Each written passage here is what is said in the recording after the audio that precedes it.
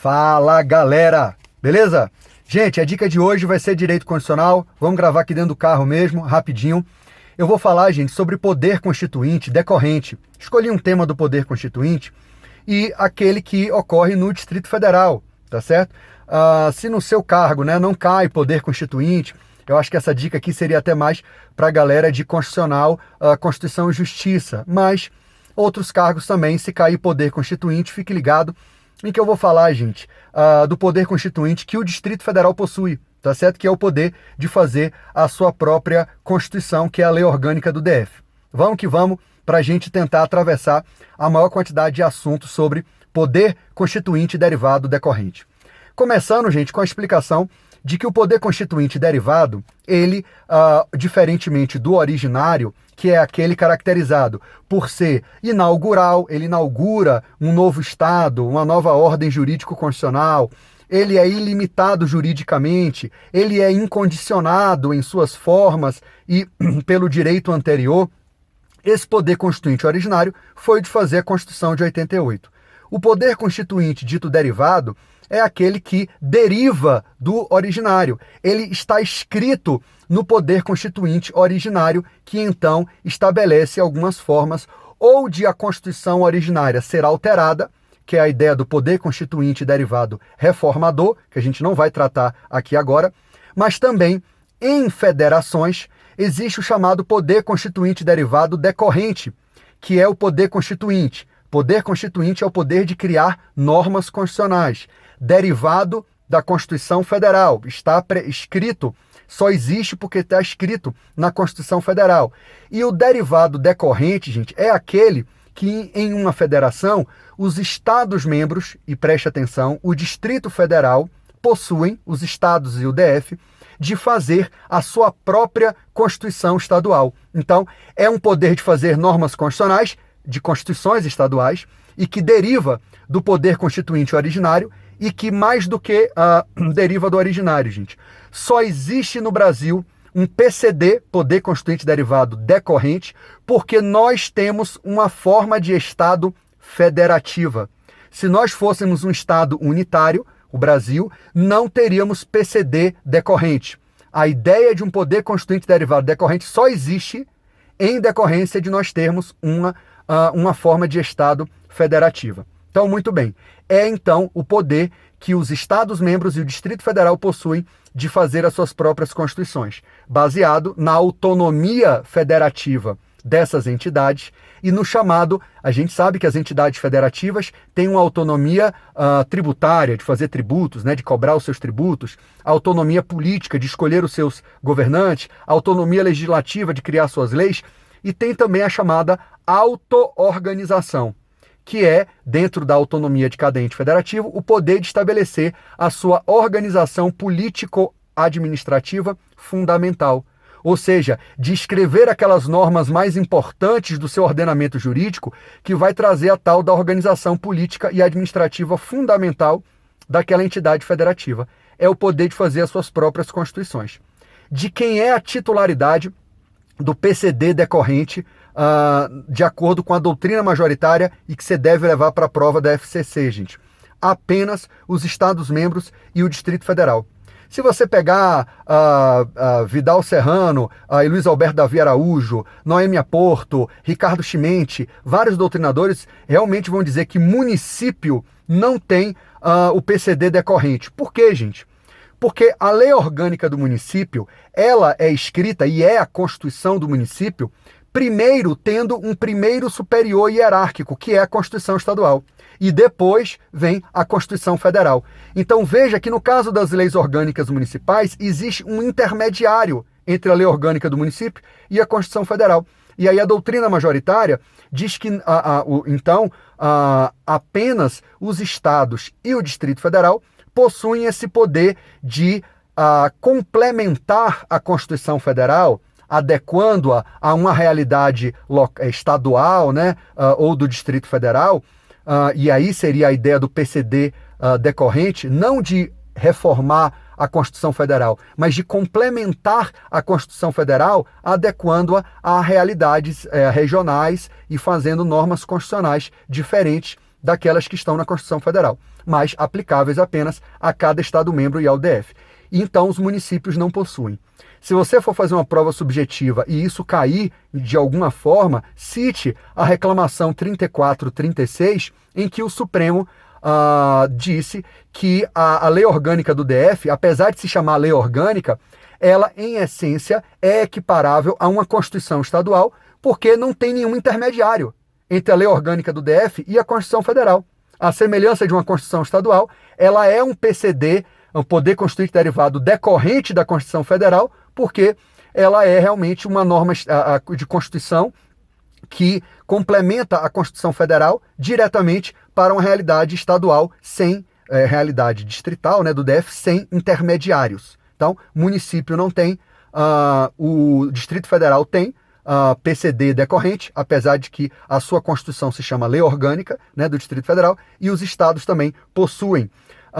Ele está previsto, gente, no artigo 25 do texto permanente da Constituição e no artigo 11 do ADCT. Leia esses dois dispositivos, que é onde se diz que cada estado tem a Constituição, sua Constituição estadual. Obviamente, o artigo 32 diz que o Distrito Federal tem sua lei orgânica, e o artigo 11 do ADCT, né, vai dizer que um ano depois da elaboração da Constituição, os estados fariam as suas constituições estaduais e o DF faria a sua lei orgânica. A doutrina divide esse PCD decorrente em um PCD, vou pegar minha colinha, obviamente, aqui, em inicial ou institucionalizador, que é aquele que fez a Constituição Estadual originária, né, muitas constituições datam de 93, porque, ou pelo menos, de 89. A lei orgânica do DF é de 93, mas porque a Câmara Legislativa demorou um pouco para ser feita. Mas no caso dos estados, as constituições geralmente datam de 1989. Então, foi aquela Constituição Estadual originária. Também é chamado de poder constituinte quase originário, porque ele não é originário, gente. O PCD, poder constituinte derivado decorrente, ele é um poder constituinte derivado. Ele é limitado juridicamente, ele é condicionado, ele deriva da Constituição, ele não é um poder constituinte com as características do PCO, do poder constituinte originário. Então, existe esse chamado poder constituinte derivado decorrente inicial ou institucionalizador, que fez a Constituição Estadual ou a lei orgânica originária, né, lá depois que a Constituição Federal foi feita. E tem também o PCD decorrente chamado reformador, de reforma estadual, também chamado de segundo grau ou anômalo. Vai que você encontra algum desses sinônimos, é bom você saber. A doutrina, gente, nos livros principais, né, eu sempre vou fazer uma compilação aqui dos livros principais, eles falam que não tem a chamada revisão, como teve a revisão estadual, a revisão constitucional do artigo 3º do ADCT. Leia o artigo 3º do ADCT, que você vai ver que a Constituição Federal previu uma revisão constitucional. Não existe a previsão de uma revisão estadual, e a doutrina defende que não poderia existir nas constituições estaduais por falta de previsão na Constituição Federal que esse poder constituinte estadual tivesse a revisão constitucional. Não há previsão e ela não poderia acontecer. Só há, então, o poder de fazer a Constituição Estadual ou lei orgânica do DF originária e as emendas, que são as emendas à Constituição Estadual ou as emendas à lei orgânica, que a gente chama carinhosamente de ELO, emenda à lei orgânica. E vocês sabem que toda hora eu estou falando de PELO, proposta de emenda à lei orgânica. É esse poder constituinte derivado decorrente de reforma estadual ou distrital, no caso do DF. Muito bem, gente. O artigo 70, parágrafo 3º da lei orgânica, ele dá a ideia, gente, de que a lei orgânica não tem cláusulas pétreas, tá? A lei orgânica, ela pega como limites de conteúdo, tá? Existem limites de conteúdo na lei orgânica, mas que seriam oriundos da Constituição Federal, tá? Há uma discussão na doutrina se o poder constituinte estadual pode ter cláusulas pétreas. Não tem assim uma doutrina tão consolidada, mas eu entendo que não. Que o poder constituinte derivado estadual não pode ter cláusulas pétreas, porque ele, na visão de Gilmar Mendes, foi até uma dica exatamente anterior a essa que eu estou fazendo agora. Gilmar Mendes defende que poder constituinte derivado não cria cláusula pétrea, só poder constituinte originário cria cláusulas pétreas lá na Constituição Federal. Então, o PCD decorrente, como é um poder derivado, ele não cria cláusulas pétreas, mas é importante vocês saberem, tá? O artigo 70, parágrafo 3º da Lei Orgânica do DF. Se na sua prova subjetiva você quiser discorrer, você pode dizer, olha, à luz da doutrina de Gilmar Mendes, um poder constituinte derivado não poderia criar cláusulas pétreas. Então, a lei orgânica apenas se limitou, não precisa citar o parágrafo, mas apenas se limitou a dizer que não serão objeto de deliberação apelo que ferir os princípios da Constituição Federal. Por quê, gente? O artigo 11 do ADCT e o artigo 25 da Constituição Federal, do texto permanente, combinado com o artigo 32, obviamente, para a lei orgânica do DF, vão dizer que os limites de conteúdo ao poder constituinte estadual ou do DF são os princípios da Constituição Federal, gente. Então, a Constituição estadual, ela pode ser criada ou emendada, criando normas, né, para a organização política e administrativa fundamental do Estado ou do DF, mas sem ferir os princípios da Constituição Federal. Esses são os grandes limites de conteúdo, limites materiais, tá? Que não são cláusulas pétreas, mas são limites materiais impostos pela Constituição Federal. E isso foi reproduzido no artigo 70, parágrafo 3º da Lei Orgânica do DF. Os limites de conteúdo a apelo são os princípios da Constituição Federal, que daqui a pouco a gente fala melhor. Olha só, gente, é o que eu já vou falar já. De acordo com José Afonso da Silva, né, um dos principais doutrinadores que faz essa distinção, esses princípios da Constituição Federal, que são limites ao poder constituinte de criar normas da Constituição Estadual ou da Lei Orgânica do DF, esses princípios da Constituição Federal são divididos em sensíveis, extensíveis e estabelecidos ou organizativos ou organizatórios. Os princípios sensíveis, gente, são fáceis, tá? São aqueles do artigo 34, inciso 7 da Constituição Federal. Estude essa zorra, que tem uma probabilidade grande de cair na sua prova. Eu tô avisando. Na prova de consultor, de CCJ principalmente, mas nas outras provas pode cair também, tá? O artigo 34, inciso 7. Depois não diga que eu avisei, que eu não avisei, né? Os princípios constitucionais sensíveis são aqueles que não geram uma simples inconstitucionalidade no seu desrespeito, mas geram uma intervenção federal. Então, as normas de uma Constituição estadual não podem desrespeitar os princípios constitucionais sensíveis, porque, obviamente, além de gerarem uma inconstitucionalidade dessa norma da Constituição estadual, ainda pode gerar intervenção federal, tá? Essa expressão princípios sensíveis é atribuída a Pontes de Miranda, um grande jurista brasileiro, alagoano, e eles são sensíveis porque eles tratam de elementos essenciais, tá, da organização federativa brasileira. E que, portanto, vejam lá quais são eles, estão no artigo 34, inciso 7, da linha A à linha E, são limites ao poder constituinte derivado decorrente, e são chamados de princípios sensíveis. Os extensíveis são aqueles, gente, que são enunciados na Constituição Federal apenas para a União. É o exemplo dos artigos 59 e seguintes e 165 e seguintes da Constituição Federal. A ideia das normas orçamentárias e as normas de processo legislativo, que, quando você vai ler a Constituição, só fala de presidente da República, Congresso Nacional, LOA Federal, LDO Federal, PPA Federal, mas que o Supremo e a doutrina entendem que são extensíveis às demais entidades federativas. São normas de reprodução obrigatória pelas demais entidades federativas. Então, essas normas gerais de processo legislativo, normas gerais de orçamento, são todas ditas apenas na Constituição para a União, mas a doutrina e a jurisprudência entendem que são de reprodução obrigatória pelos estados, pelo DF e pelos municípios. E aí esses princípios, dentro dessa parte de orçamento, dentro dessa parte de processo legislativo, apesar de só serem ditos para a União, serão obrigatórios para o PCD decorrente.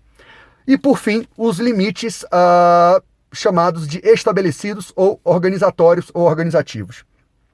Eles são divididos pela doutrina em mandatórios. Às vezes a Constituição manda que alguma coisa seja feita, que é o caso, por exemplo, do artigo 37, quando a Constituição diz que a administração pública, direta e indireta, da União, dos Estados, do DF e dos municípios obedecerão aos princípios LIMP, né? Legalidade, impessoalidade, moralidade, publicidade, eficiência e a um bocado de coisa. Ao princípio do concurso público, ao princípio da licitação, nos incisos do artigo 37. O artigo 37 traz princípios expressos, inclusive, dito que a União tem que obedecer, o Estado tem que obedecer, o DF tem que obedecer, né? Os municípios também têm que obedecer, mas para o PCD decorrente são chamados limites de estabelecidos ou organizatórios, expressos, e eles mandam que algo seja feito ou que algo seja respeitado. Daí é o nome mandatório. Por outro lado, existem os expressos na Constituição que expressamente, né, organizam e mandam que o Estado respeite alguma coisa, que são os vedatórios, como o artigo 19 da Constituição, que proíbe que União, Estado, DF e município crie preferências uns aos outros. Leia os incisos do artigo 19 da Constituição que trazem as vedações federativas, né? A gente viu isso em sala de aula. Então, são princípios considerados estabelecidos ou organizatórios, expressos, né, para os estados DF, municípios também, e que são vedatórios, vedam que alguma coisa seja feita. Eu posso citar também, gente, com relação ao DF e aos estados, o próprio artigo 32, que traz normas expressas para o DF, o artigo 27 e o artigo 28, que falam um bocado de coisa, que o legislativo estadual e distrital é unicameral, vai ter governador, o mandato é de 4 anos. Todos esses são regras, algumas regras, mas também alguns princípios expressos e que mandam, né, que a organização do Estado obedeça àquele ou àquela outra norma, né, e àquele outro princípio. E existem, gente, os implícitos. Os implícitos, muitas vezes, a Constituição, por exemplo, no artigo 5º, fala de ampla defesa, devido processo legal, e não fala que estados e o DF têm que obedecer. Óbvio que toda a administração pública tem que obedecer à ampla defesa dos administrados, que é até um princípio administrativo implícito, né? O devido processo legal, a propriedade das pessoas tem que ser respeitada, a intimidade das pessoas tem que ser respeitada. Então, quando a Constituição traz uma norma que a doutrina, a jurisprudência entende que elas implicitamente não foi dito que o Estado tem que obedecer, expressamente não foi dito, mas como um limite decorrente, como um limite implícito, entende-se que os estados e o DF têm que obedecer aqueles princípios, por exemplo, democracia, república e por aí vai, né? Estado democrático de direito, tudo isso, gente, vão ser princípios da Constituição Federal que limitam as normas da Constituição Estadual ou da Lei Orgânica do DF. Para finalizar, eu quero registrar, gente, que vocês vão ouvir muito falar dentro do chamado princípio da simetria federativa, na ideia de que existem normas da Constituição Federal, seja por causa de princípios extensíveis, na classificação de José Afonso, seja por causa de princípios sensíveis ou, mais preponderantemente, princípios organizatórios ou estabelecidos. Existem normas da Constituição Federal que são de reprodução obrigatória no âmbito dos estados e do DF. E saiba que, na verdade, a sua observância obrigatória, a gente chama de normas de reprodução obrigatória. Um doutrinador brasileiro chamado Raul Machado Horta chama de normas de reprodução. Enquanto que existem as chamadas normas de reprodução facultativa, que o Raul Machado Horta, só estou citando isso porque às vezes cai em concurso, Raul Machado Horta chama essas normas de reprodução facultativa de normas de imitação, enquanto as outras eram normas de reprodução. Que seriam normas de reprodução obrigatória, normas de reprodução facultativa, mas que, na verdade, são normas de observância obrigatória ou normas de observância facultativa, porque as normas de observância obrigatória, como, por exemplo, a ampla defesa, devido processo legal, eles são de observância obrigatória independentemente de a Constituição Estadual trazer a previsão delas. O Distrito Federal precisa obedecer à ampla defesa, à intimidade das pessoas, à vida das pessoas, à propriedade das pessoas, independentemente de a lei orgânica dizer isso. Então saiba que a doutrina diz que as normas de reprodução obrigatória, elas são de, na verdade, observância obrigatória, independentemente de estar na Constituição Estadual. E essas normas de reprodução ou de observância obrigatória, e as de reprodução facultativa, isso depende de uma análise da doutrina, da jurisprudência do Supremo Tribunal Federal, gente, porque não é tão simples assim. Dentro das normas de processo legislativo, o Supremo já teve a oportunidade de dizer que, por exemplo, as regras de veto e de sanção do artigo 66 da Constituição Federal são de observância obrigatória para estados, DF e municípios. Enquanto que o artigo 62 e o 68, que é a ideia de ter uma lei delegada ou ter uma medida provisória, isso é uma norma de observância e de reprodução facultativa. O Estado só vai ter medida provisória se ele prever isso na sua Constituição. Aí sim, só vai observar se isso tiver previsão. No Distrito Federal, não temos medida provisória, não temos lei delegada. Mas existem estados, Minas Gerais tem lei delegada. Santa Catarina, se não me engano, tem medida provisória. Então, o que é que eu quero que vocês saibam? É difícil vocês cravarem se uma norma da Constituição Federal ela é de reprodução obrigatória pelo princípio da simetria. As instituições federais elas devem ser um modelo para as instituições estaduais, distritais e municipais. E, para isso, eu selecionei algumas normas aqui que eu gostaria que vocês soubessem, tá certo? Então, fica essa a lição final, porque a zorra dessa aula já está com mais de 21 minutos, tá? É o seguinte, de acordo com o Supremo e a doutrina, são normas de observância ou reprodução obrigatória nas constituições estaduais e lei orgânica do DF, né? E lei orgânicas municipais também, mas o que importa para a gente, para o nosso concurso, é a lei orgânica do DF. Primeiro, as seguintes normas de processo legislativo. O artigo 61, parágrafo 1º, aquela ideia das regras de iniciativa privativa do presidente da República, devem ser também de iniciativa privativa do governador, tá? Que é o que a lei orgânica traz no artigo 71, parágrafo 1º. As regras de emenda parlamentar, as regras do artigo 63, as regras de veto e sanção, 66, o princípio da irrepetibilidade do artigo 65, são normas de reprodução obrigatória, tá? As regras de criação de CPI e os poderes de investigação de uma CPI, o artigo 58, parágrafo 3º da Constituição Federal, são normas de observância obrigatória. A gente já viu, a gente estudou em CPI, que os estados que quiseram criar a ideia de que uma CPI lá estadual, criada por 1/3 dos deputados estaduais, o requisito de que ela o requerimento fosse submetido ao plenário é inconstitucional, porque o artigo 58, parágrafo 3º, não diz que o requerimento de 1/3 de membros da Câmara ou do Senado se submeta à deliberação de plenário. Estudamos isso na nossa videoaula, na ideia de que aqueles requisitos do 58, parágrafo 3º, são requisitos nem mais nem menos que devem ser previstos no âmbito estadual, distrital e municipal.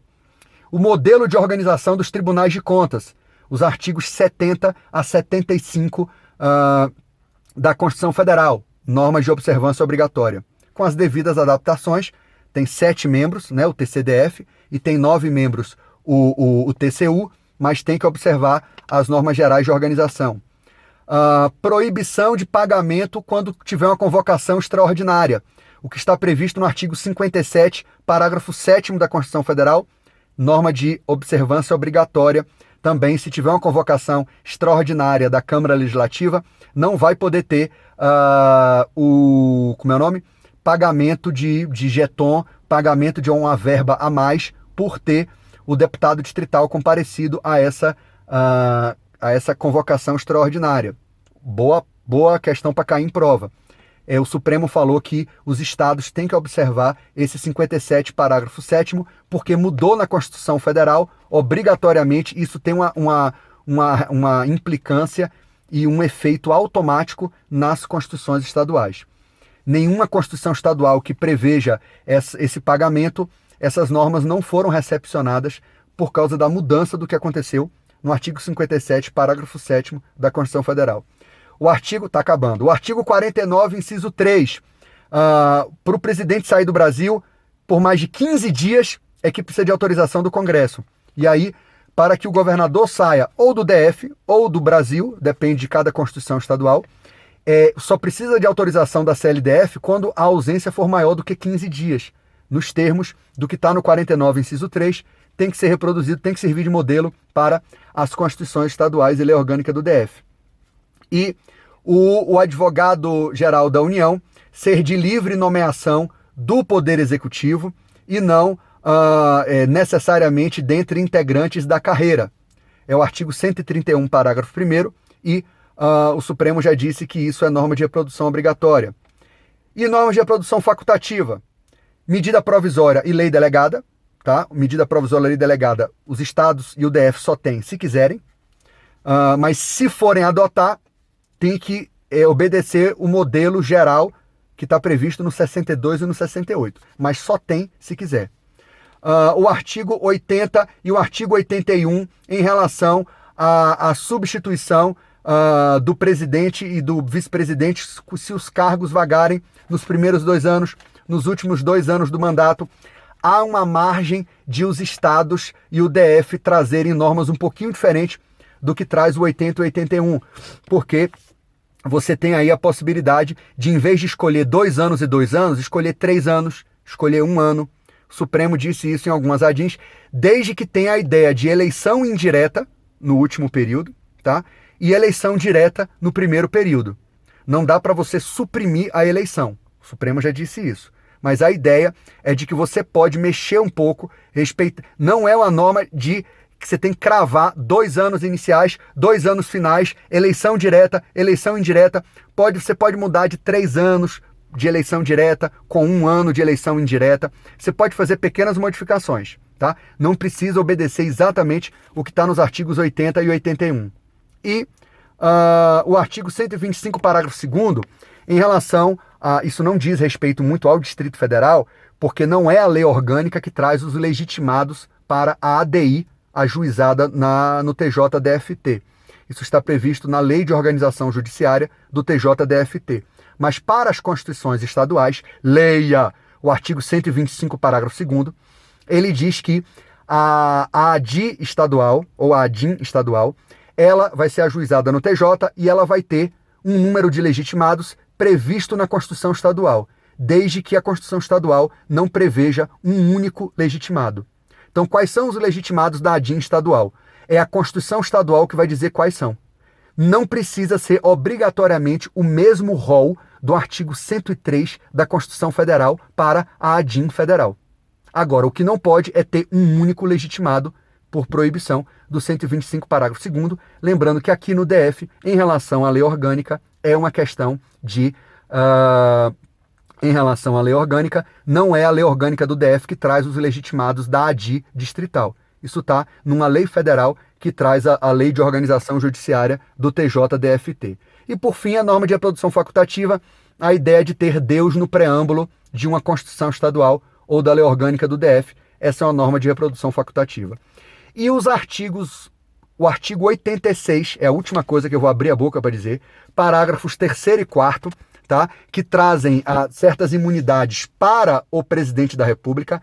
Elas são normas irrepetíveis. Não é de reprodução obrigatória, não é de reprodução facultativa, é de reprodução proibida. Porque o Supremo falou que essas prerrogativas dos parágrafos 3º e 4º do artigo 86, elas só foram dadas para o presidente da República. Não pode trazer isso para o governador. Mais ou menos nos termos daquilo que o Supremo falou também ano passado, de que as constituições estaduais e lei orgânica do DF não podem trazer a necessidade de que a Assembleia Legislativa ou a CLDF autorize o processamento do governador por crime comum no STJ por 2/3 de seus membros, à semelhança do que está no artigo 51, inciso 1 da Constituição Federal, que é o que a Câmara dos Deputados faz no processo comum de processamento por crime comum do presidente da República no STF. tá? Isso é um nome repetível, né? O 51, inciso 1, também seria uma norma dessa irrepetível. E o artigo 86, parágrafos 3º e 4º, também, isso não pode ser reproduzido para os governadores, as prerrogativas que estão lá nesses dispositivos para o presidente da República. Ufa! Tá vendo como o poder constituinte derivado decorrente tem muita coisa que pode cair na sua prova? E se cair, essa dica foi espetacular, vai ser decisiva na sua aprovação. Eu estou feliz de ter gastado 30 minutos dentro desse carro, que eu vou precisar abrir a janela, porque eu já estou quase morrendo aqui asfixiado sem ar. E um abraço, até a próxima dica, pessoal. Tchau!